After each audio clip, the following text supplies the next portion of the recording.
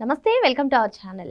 తిరుమల పుణ్యక్షేత్రంలో ఘోర అవమానం జరిగింది. అలిపిరి దగ్గర శ్రీ మహావిష్ణువు విగ్రహాన్ని అవమానకరంగా పడేశారు అంటూ భూమన కరుణాకర్ రెడ్డి చేస్తున్నటువంటి కామెంట్స్ ని ఏ విధంగా చూడాలి? ఇటీవల చూసుకున్నట్లయితే టీటీడీని ఉపయోగించుకొని వైసీపీ కొద్ది రోజులుగా కూడా రాజకీయం చేయడానికి చూస్తుందని చెప్పి పలు వార్తలు కూడా వస్తున్నాయి. మరి ఇప్పుడు ఈ జరిగినటువంటి ఇష్యూని ఏ విధంగా చిత్రీకరిస్తున్నారు? ఇదే అంశంపైన చర్చించడానికి మనతో పాటుగా ఉన్నారు సోషల్ యాక్టివిస్ట్ అమ్మ ప్రసాద్ గారు.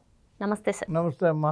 గత కొన్ని రోజులుగా కూడా మనం చూసుకున్నట్లయితే టీటీడీ పైన చాలా విమర్శలు చేస్తున్నారు, ఫేక్ ప్రచారాలకు కూడా తెరలేపుతున్నారు సార్. ఈ నేపథ్యంలోనే భూమన కరుణాకర్ రెడ్డి ఈరోజు తిరుమల పుణ్యక్షేత్రంలో ఘోర అవమానం జరిగిందని చెప్పి మరి శ్రీ మహావిష్ణువు విగ్రహాన్ని అలిపిరి దగ్గర ఘోరంగా అవమానకరంగా వదిలేశారని చెప్పి ఆరోపణలు చేస్తున్నారు. ఈ ఆరోపణలు ఏ విధంగా చూడాలంటారు? అమ్మ, ఫస్ట్ ఎవడైనా సరే 100 మార్కులకి పరీక్ష పెడితే కొంచెం తక్కువ మార్కులు వచ్చినవాడు డిసప్పాయింట్ అవుతాడు. బాగా తక్కువ వచ్చినవాడు నాకు ఏదో 70-80 వస్తాయనుకున్నాడు ఏ 10-11 వస్తే చాలా ఫ్రస్ట్రేషన్కి వెళ్ళిపోతాడు. అలాగే 15 సంవత్సరాలు మేమే అధికారంలో ఉంటాం, ఇంకా 2-3 సంవత్సరాలు మేమే అధికారంలో ఉంటాం, లేకపోతే 30 ఏళ్ళు మేమే అధికారంలో ఉంటాం అనుకుని అడ్డగోలుగా లిక్కర్ వ్యాపారం దగ్గర నుంచి, ఇసుక వ్యాపారం దగ్గర నుంచి, మైన్స్ వ్యాపారం దగ్గర నుంచి ఒక దారి దోపిడీలాగా ప్రభుత్వాన్ని అడ్డం పెట్టుకుని దోచేసినటువంటి ప్రభుత్వం 30 ఏళ్ళు అధికారంలో ఉంటాం అని అనుకున్నప్పుడు ప్రజలు గమనించి, ప్రజలు విజ్ఞులై తెలివితేటలు తెచ్చుకుని అయ్యో బాబోయ్ మనం ప్రమాదంలో పడుతున్నాం అని 11 సీట్లకి ఎప్పుడైతే పడగొట్టేశారో ఫ్రస్ట్రేషన్ వచ్చి ఆ 11 మంది కూడా అసెంబ్లీకి రాకుండా ఇది ఒక పక్క. రెండో పక్క ఆగిపోయిన పోలవరం పూర్తవుతోంది, ఆగిపోయిన అమరావతి పూర్తవుతోంది, ఆగిపోయిన పరిశ్రమలు వస్తున్నాయి. గతంలో చంద్రబాబు నాయుడు గారు కియా ఒకటి తెస్తే ఇప్పుడు విశాఖ డేటా సెంటరు, ఏషియాలోని బిగ్గెస్ట్ డేటా సెంటరు, అలాగే ఒక క్వాంటమ్ వ్యాలీ అమరావతిలో, మరెన్నో పరిశ్రమలు, అక్వారంగమే కాదు అన్ని రంగాలు పరిశ్రమలు. ఒక పక్క లోకేష్ గారు విద్యా వ్యవస్థ మీద పడి ఒక ఛాలెంజ్గా తీసుకుని విద్యా వ్యవస్థను ప్రక్షాళన చేయటం, ఇదంతా. ఓ పక్క పవన్ కళ్యాణ్ గారు గ్రామీణ వికాసానికి పాల్పడుతూ చిత్తశుద్ధిగా గిరిజన ప్రాంతానికి కూడా పోయి అక్కడ ఈ డోలీ వ్యవస్థ లేకుండా రోడ్లు నిర్మించి గిరిజన యూనివర్సిటీ దగ్గర నుంచి గిరిజనులకు ఏం కావాలో అలాగా అన్ని వర్గాలు, సమాజంలో అన్ని వర్గాలు.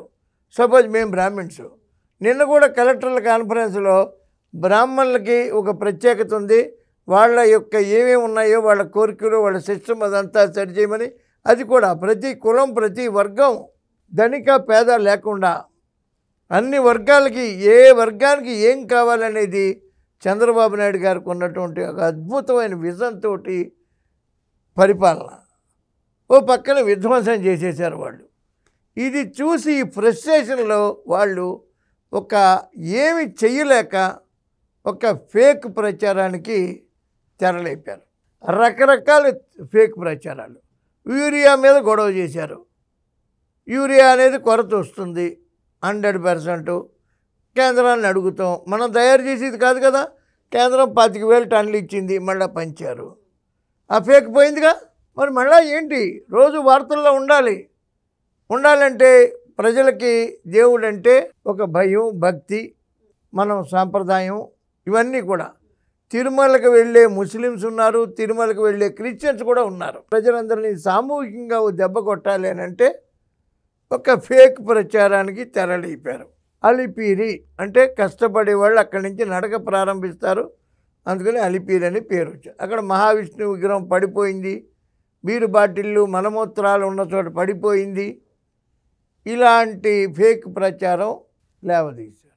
ఆ విగ్రహం అక్కడ శనీశ్వరుడు విగ్రహం అని ఆ శిల్పి కొడుకు మునుస్వామి వచ్చి చెప్పటం, అది సరిగ్గా రాలేదు, ఒక పాడుపడిపోయిన విగ్రహం కింద అయిపోయి ఒక దశాబ్ద కాలం నుంచి అక్కడ ఉండటం. అది సార్, ఆ ఇష్యూ పైన వివరణ ఇచ్చినప్పటికీ కూడా దానిపైన కూడా తీవ్రంగా విమర్శలు చేస్తున్నారు. దీన్ని ఏ విధంగా చూడాలి? అదేనమ్మా, ఇప్పుడు అది ఒక దశాబ్ద కాలం నుంచి ఉన్న విగ్రహం, దాన్ని క్రియేట్ చేశారు కదా, అక్కడ ఒక వాతావరణాన్ని క్రియేట్ చేసి సినిమా డైరెక్టర్లు ఎట్లాగైతే డైరెక్షన్ చేసేటప్పుడు అన్నీ కూడా హంగులు తయారు చేస్తారో ఆ రకమైనటువంటి హంగులు తయారు చేసినటువంటి ఒక మహానటుడు, ఆ డైరెక్షన్ ఎవరు చేశారో తెలియదు కానీ మహానటుడు మాత్రం కరుణాకర్ రెడ్డి గారు.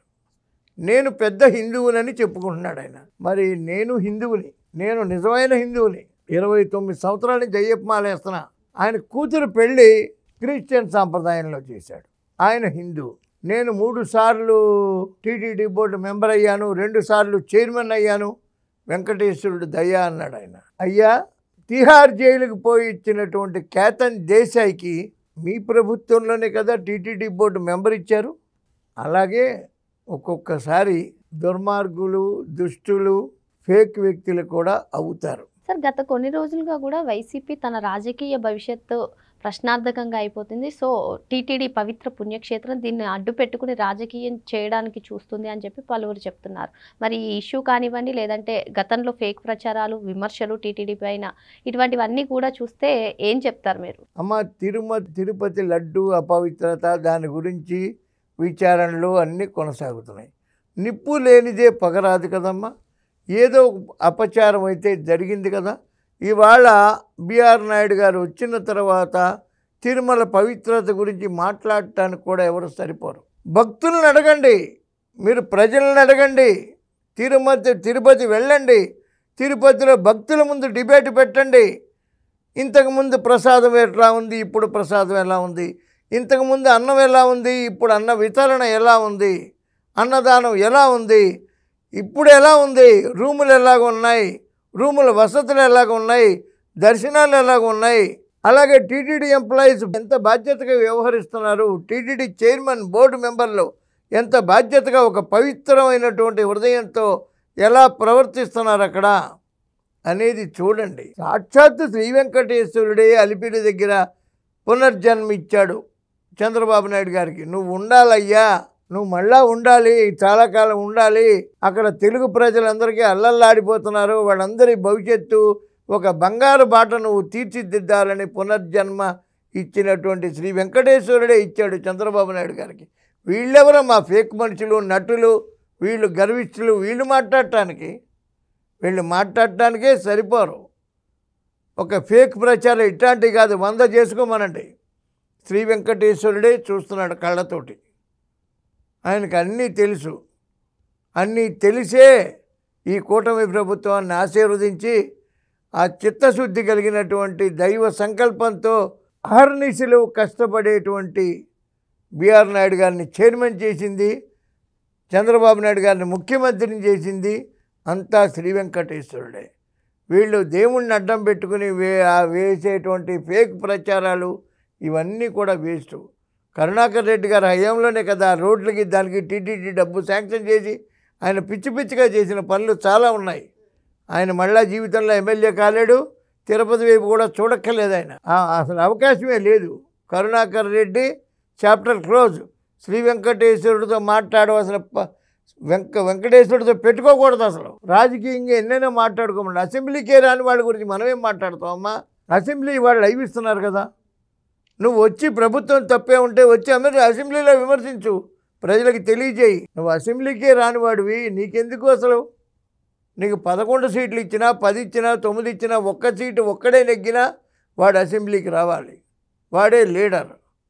ఎవడైతే అసెంబ్లీకి రాడో వాడు లీడర్ కాదు. నిన్ను ఎన్నుకున్న 2 లక్షల మంది ఓటర్లకు నువ్వు అన్యాయం చేసినట్టే లెక్క. నీ నియోజకవర్గ సమస్యలు నువ్వు మాట్లాడాలి. అలాగే రాష్ట్ర వ్యాప్తంగా కూడా మా సమస్యలు ఉంటే మాట్లాడాలి. ప్రభుత్వం తప్పు చేస్తే ఖండించాలి, మంచి చేస్తే మెచ్చుకోవాలి, మంచి చేస్తే ఇంకెలా మంచి చేయాలో సూచన చేయాలి. నువ్వు కూడా ప్రజాస్వామ్యంలో నేను ప్రజాసేవనే ముసుగులోనే కదా నువ్వు బతుకుతున్నావు. ఆ ప్రజాసేవలో ప్రభుత్వానికి సహకరించు. తప్పు చేస్తే తప్పు చెప్పు, ఒప్పు చేసి ఇంకెంత బాగా చేయాలో చెప్పు. నువ్వు సేవ అనే మార్గం అనే కదా నువ్వు వచ్చిన వాడి. మరి ఏదో రకంగా ఫేక్ సృష్టించి ప్రభుత్వాన్ని అప్రతిష్ట బాలు చేసి ముఖ్యమంత్రి గారి మీద నిందలేసి బిఆర్ నాయుడు గారి నిందలేసి దానివల్ల ఏమీ లాభం లేదమ్మా. ప్రజలు ఇవాళ అందరూ చదువుకుంటున్నారు, తెలివైన వాళ్ళు ఉన్నారు. ఒక చాకలి, మంగలి, కమ్మరి, కుమ్మరి లాంటి వ్యక్తులు ఎవరైనా ఇల్లిటరేట్ పీపుల్ పాపం తెలుసుకోలేని వాళ్ళు ఉంటే వాళ్ళ పిల్లలు చదువుకుంటున్నారు. వాళ్ళు చెప్తారమ్మా, నాన్న ఇది జరుగుతున్నది, ఇది అబద్ధం, ఇది నిజం అని సమాజంలో ప్రతి వాడు కూడా తెలుసుకుని సమాజాన్ని చైతన్యపరచడంలో విద్యార్థుల పాత్ర చాలా ప్రముఖం. వాళ్ళందరూ నిజాలు చెప్తున్నారు. ఈ ఫేకులన్నీ ఆగవు. చంద్రబాబు నాయుడు గారి సుపరిపాలన అద్భుతంగా ఉంది. 29లో మరో అఖండ విజయాన్ని మేము అందరం కూడా పంచుకుంటాం. మరి వైసీపీ సోషల్ మీడియాలో, ప్రింట్, ఎలక్ట్రానిక్ మీడియాలో ఎటువంటి విమర్శలు చేసినా, టీటీడీ పైన ఎటువంటి ఫేక్ ప్రచారాలకి తెరలేపినా సరే ప్రజలు నమ్మే పరిస్థితిలో లేరని, టీటీడీ పరిస్థితి ఎలా ఉందో తెలియాలంటే అక్కడికి వెళ్ళి తెలుసుకోవాలని చెప్పి సార్ చెప్తున్నారు. మరో అంశంతో మళ్ళీ కలుద్దాం. Thank you sir.